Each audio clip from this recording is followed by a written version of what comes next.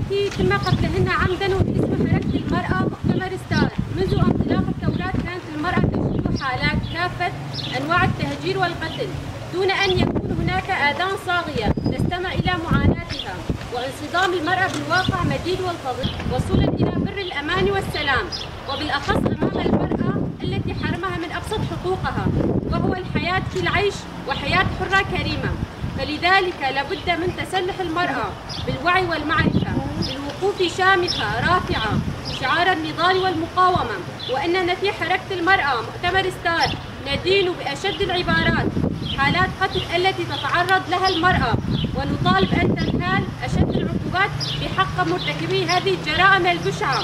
وعلينا أن لا ننسى أن المرأة هي الأم والروح المقدسة، فلنكن يدا واحدة ونتسلح بالوعي والعزيمة ولنقل معا توقف عن قتل المرأة.